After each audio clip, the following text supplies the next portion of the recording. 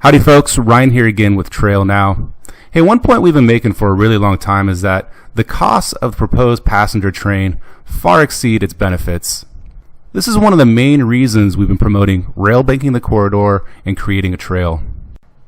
To help illustrate this point, we'll be doing a cost-benefit analysis where we compare two of the scenarios included in the feasibility study just recently approved by the RTC.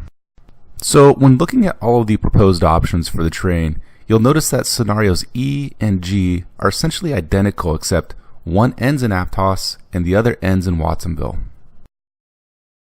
From these two scenarios, and using a little bit of math, you can isolate how much the ridership would increase by bringing the train to Watsonville, and what are the costs involved with bringing the train to Watsonville. Okay, let's look at ridership first.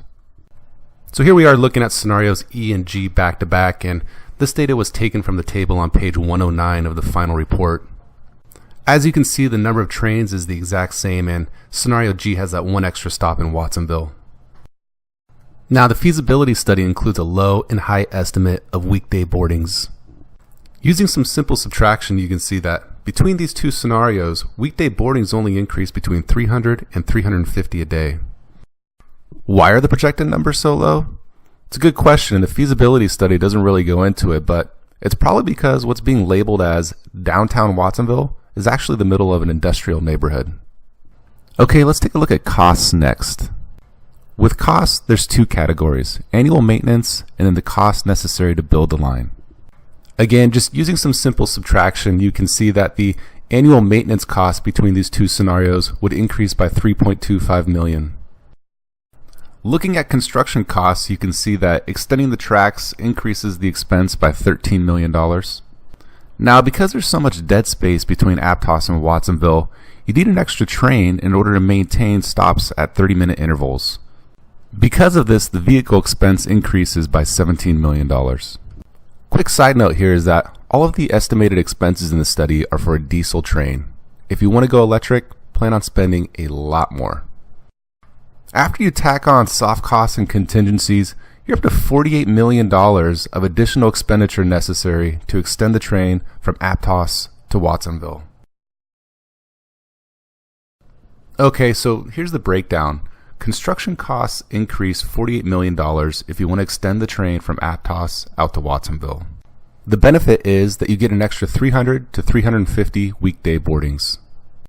Now here's something that's really important to note. One person is actually equal to two boardings, once to get to their destination and once to come home. So based on this comparison, that means that we'd be spending $48 million to benefit 150 to 175 people.